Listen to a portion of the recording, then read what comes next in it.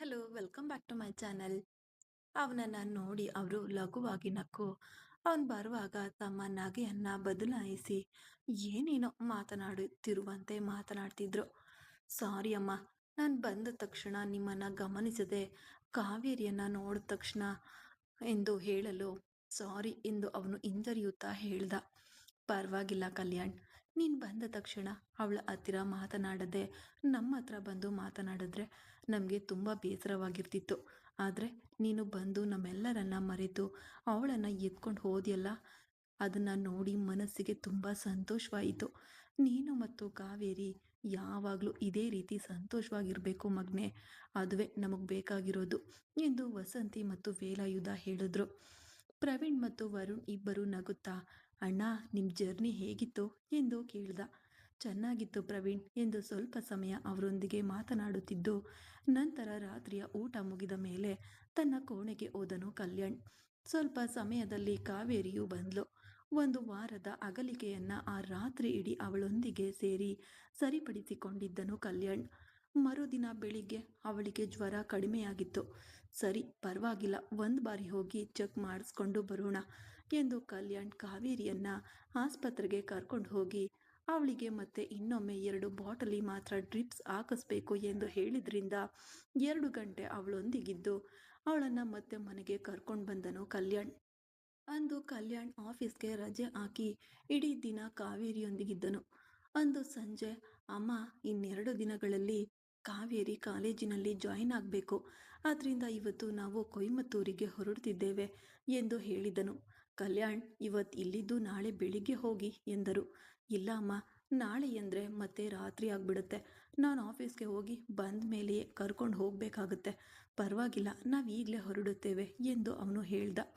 ಸರಿಯಪ್ಪ ಎಂದ ತಕ್ಷಣ ಅಲ್ಲಿದ್ದವರಿಗೆ ಹೇಳಿ ಕಾವೇರಿಯನ್ನ ಕೊಯಮತ್ತೂರಿಗೆ ಕರ್ಕೊಂಡು ಹೋದನು ಕಲ್ಯಾಣ್.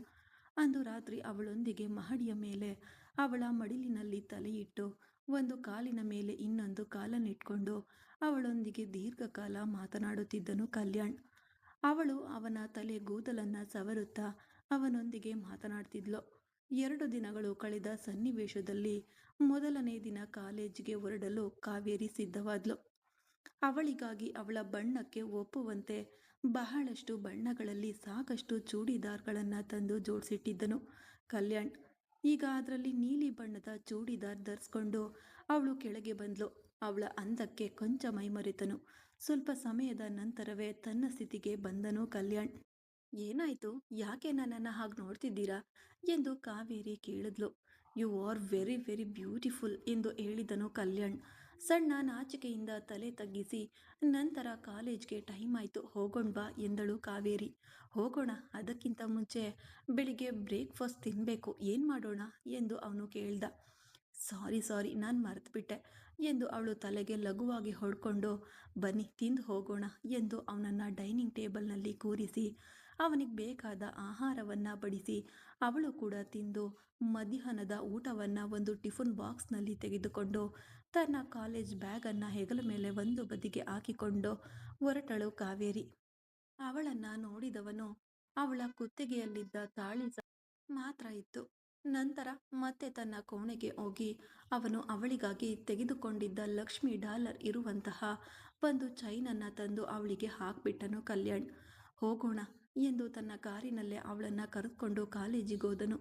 ಆಗ ಅವಳನ್ನು ಗೇಟ್ನಲ್ಲಿ ಇಳಿಸಿ ಹೋಗದೆ ಅವನು ಒಳಗೆ ಪ್ರಿನ್ಸಿಪಾಲ್ ಕೋಣೆಗೆ ಹೋಗಿ ಅವರ ಬಳಿ, ಕಾವೇರಿಯನ್ನ ಚೆನ್ನಾಗಿ ಕೇರ್ ತಗೊಂಡು ನೋಡ್ಕೊಳ್ಳಿ, ಅವಳಿಗೆ ಯಾರು ಯಾವುದೇ ಡಿಸ್ಟರ್ಬ್ ಮಾಡಬಾರ್ದು ಎಂದು ಅಧಿಕಾರಯುತವಾಗಿ ಹೇಳ್ದ. ಸರ್, ಮೇಡಮ್ಗೆ ಯಾವುದೇ ತೊಂದರೆ ಬರೋದಿಲ್ಲ, ನಾವು ಚೆನ್ನಾಗಿ ನೋಡ್ಕೊಳ್ತೇವೆ, ನೀವೇನು ಚಿಂತೆ ಮಾಡದೆ ಹೋಗಿ, ಕಾಲೇಜ್ ಮುಗಿದ ತಕ್ಷಣ ನಾನು ನನ್ನ ಕಾರಿನಲ್ಲೇ ತಂದು ಡ್ರಾಪ್ ಮಾಡುತ್ತೇನೆ ಎಂದು ಹೇಳಿದರು ಪ್ರಿನ್ಸಿಪಾಲ್. ಅದೆಲ್ಲ ಏನು ತೊಂದರೆ ಇಲ್ಲ ಸರ್, ಅವಳಿಗೆ ನಾನು ಹೊಸ ಕಾರ್ ತೆಗೆದುಕೊಂಡಿದ್ದೇನೆ. ಈವ್ನಿಂಗ್ ಕಾಲೇಜಿನಲ್ಲಿ ಡ್ರೈವರ್ ಬಂದು ಪಿಕಪ್ ಮಾಡ್ಕೊಳ್ತಾನೆ. ಕಾಲೇಜಿನ ಒಳಗಡೆ ಮಾತ್ರ ಅವಳಿಗೆ ಯಾವುದೇ ಪ್ರಾಬ್ಲಮ್ ಇಲ್ಲದಂತೆ ನೋಡ್ಕೊಳ್ಬೇಕು. ಅವಳು ಇಲ್ಲಿ ಓದುವ 5 ವರ್ಷಗಳು ಅವಳಿಗೆ ಸಣ್ಣದೊಂದು ಟೆನ್ಷನ್ ಕೂಡ ಬರಬಾರ್ದು ಎಂದು ಅಧಿಕಾರಯುತವಾಗಿ ಹೇಳ್ದ. ಆ ಪ್ರಿನ್ಸಿಪಲ್ ಈಗ ಅವನ ಕಣ್ಣು ಮುಂದೆ ನಿಂತಿಕೊಂಡೇ ಇದ್ರು. ಯಾವುದಕ್ಕೆಂದು ಗೊತ್ತಿಲ್ಲ, ಆದರೆ ಕಲ್ಯಾಣನ್ನ ನೋಡಿ ಅವರು ನಡುಗುತ್ತಲೇ ಇದ್ರು. ಓಕೆ, ಯಾವುದೋ ಫೈಲ್ನಲ್ಲಿ ಸೈನ್ ಬೇಕು ಎಂದು ಹೇಳಿದ್ರಲ್ಲ, ತೆಗೆಯಿರಿ ಎಂದು ಹೇಳ್ದ. ಅವರು ತೆಗೆದುಕೊಟ್ಟ ಫೈಲ್ಗಳ ಸಂಖ್ಯೆ 35 ಆಗಿತ್ತು. ಇಲ್ಲಿಯವರೆಗೆ ಹೇಗೋ ತಿಂಗಳಿಗೊಮ್ಮೆ ಬರ್ತಿದ್ದೆ. ಇನ್ಮೇಲೆ ನಾನು ಕೊಯಮತ್ತೂರಿನಲ್ಲೇ ಇರುತ್ತೇನೆ. ಏನಾದರೂ ಇಮಿಡಿಯೇಟ್ ಆಗಿ ಸೈನ್ ಬೇಕಿದ್ರೆ ತಕ್ಷಣ ಫೋನ್ ಹತ್ರ ಕೊಟ್ಟು ಕಳಿಸಿ, ಫ್ಯೂನ್ ಹತ್ರ ಕೊಟ್ಟು ಕಳಿಸಿ, ನಾನು ಸೈನ್ ಮಾಡಿ ಕೊಡ್ತೀನಿ ಎಂದು ಹೇಳ್ದ. ಮತ್ತೊಮ್ಮೆ ಹೇಳ್ತಿದ್ದೇನೆ ಕಾವೇರಿ, ತುಂಬ ಕೇರ್ಫುಲ್ ಆಗಿ ನೋಡ್ಕೊಳ್ಳಿ.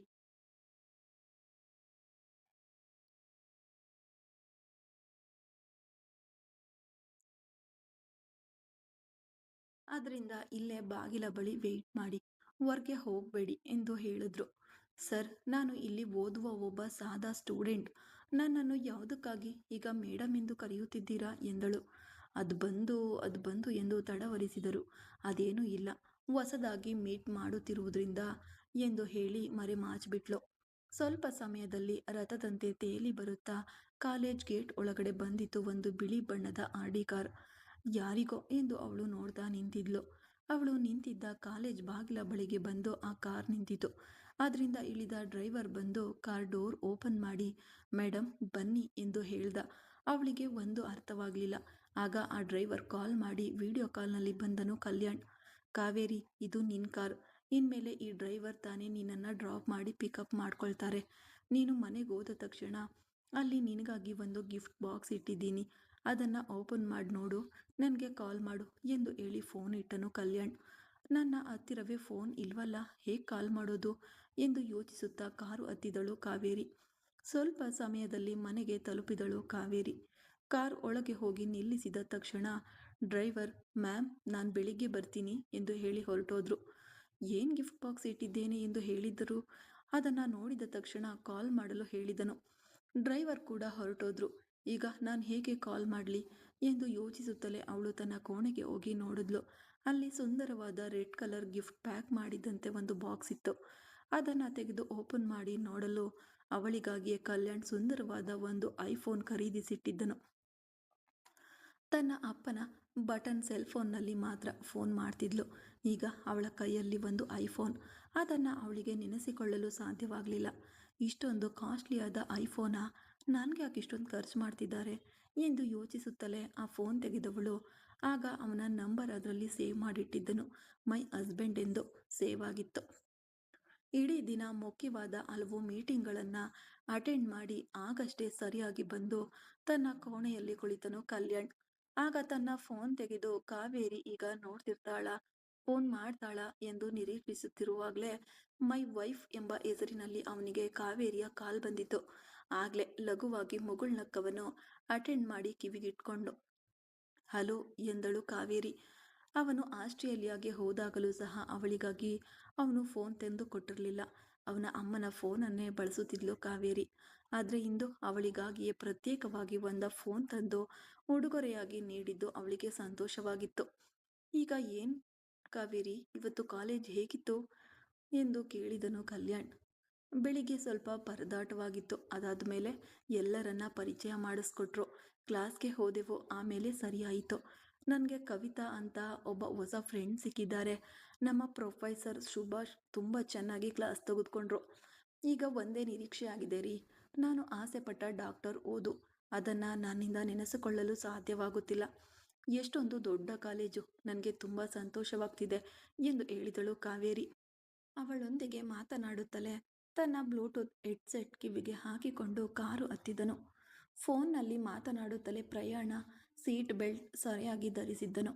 ಬ್ಲೂಟೂತ್ನಲ್ಲಿ ಮಾತನಾಡುತ್ತಲೇ ರಸ್ತೆಯ ಮೇಲೆಯೂ ತನ್ನ ಗಮನವನ್ನು ಹರಿಸುತ್ತಲೇ ಸಾಗುತ್ತಿದ್ದನು ಕಲ್ಯಾಣ್.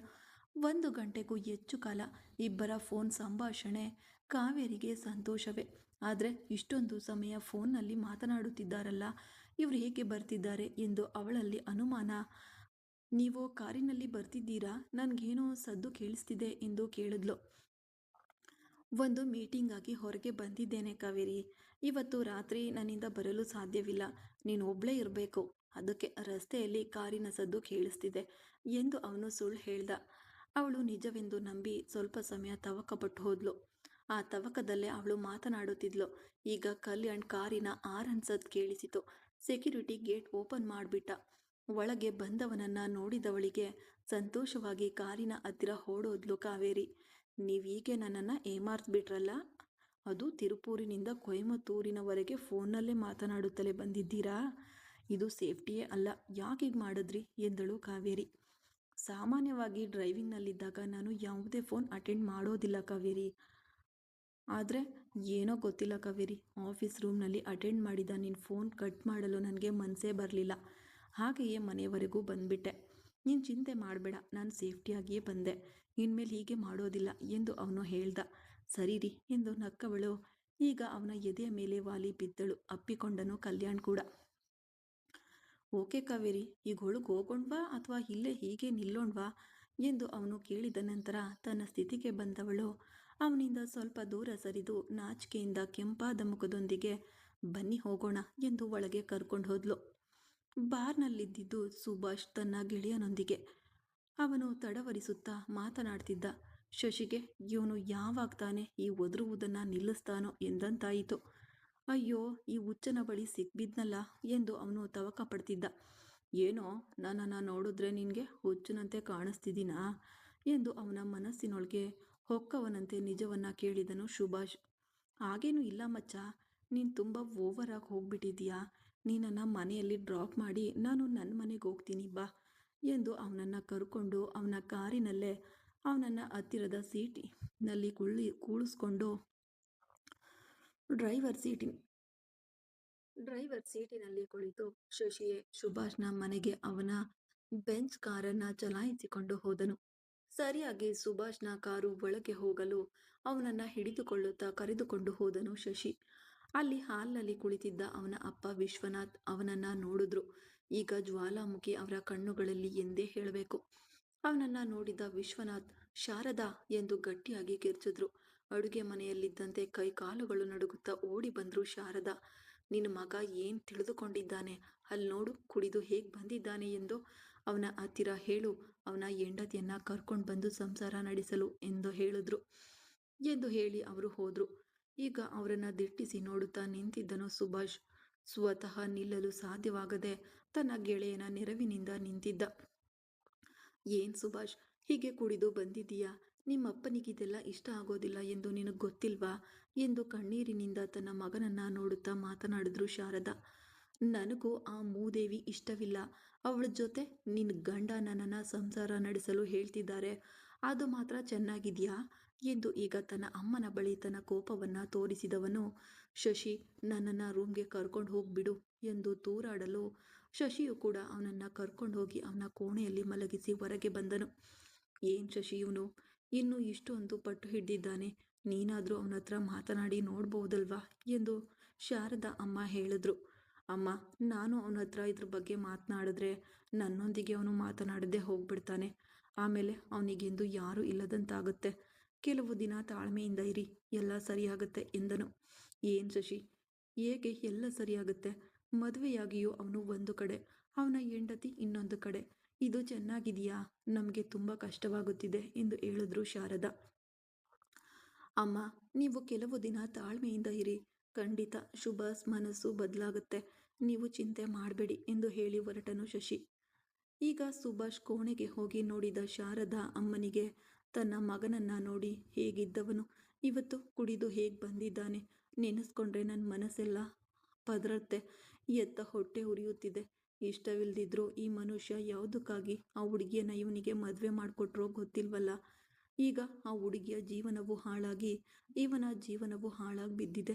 ದೇವ್ರೆ, ಈ ಪರಿಸ್ಥಿತಿ ಎಂದು ಬದಲಾಗುತ್ತೋ ಎಂದು ತನ್ನ ಮನಸ್ಸಿನಲ್ಲೇ ಬೇಡ್ಕೊಂಡು ತನ್ನ ಮಗನ ಕಾಲಿನಿಂದ ಬಿಚ್ಚದೆ ಇದ್ದ ಶೂ ಮತ್ತು ಸಾಕ್ಸನ್ನ ಬಿಚ್ಚಿಟ್ಟು ಹೋದ್ರು ಶಾರದಮ್ಮ. ಕಲ್ಯಾಣ್ ಕಾವೇರಿಯೊಂದಿಗೆ ಸೇರಿ ಅಡುಗೆ ಮಾಡಿದನು. ಅಂದು ರಾತ್ರಿಯೂ ಅವಳನ್ನು ತನ್ನ ಎದೆಯ ಮೇಲೆ ಅಪ್ಪಿಕೊಂಡು ದೀರ್ಘಕಾಲ ಅವಳೊಂದಿಗೆ ಮಾತನಾಡುತ್ತಿದ್ದನು ಕಲ್ಯಾಣ್. ಕಾವೇರಿಯು ಕಾಲೇಜಿನಲ್ಲಿ ನಡೆದ ಎಲ್ಲ ವಿವರಗಳನ್ನು ಫೋನ್ನಲ್ಲಿ ಹೇಳಿದ್ದು ಸಾಲದೆಂದು ಈಗ ನೇರವಾಗಿಯೂ ಕೂಡ ಹೇಳುತ್ತಾ ಮಲಗಿದ್ಲು. ಒಂದು ಬಡ ಕುಟುಂಬಕ್ಕೆ ಸೇರಿದ ಹುಡುಗಿಯೇ ಕವಿತಾ. ಇವತ್ತು ಕಾವೇರಿಗೆ ಸಿಕ್ಕ ಗೆಳತಿ.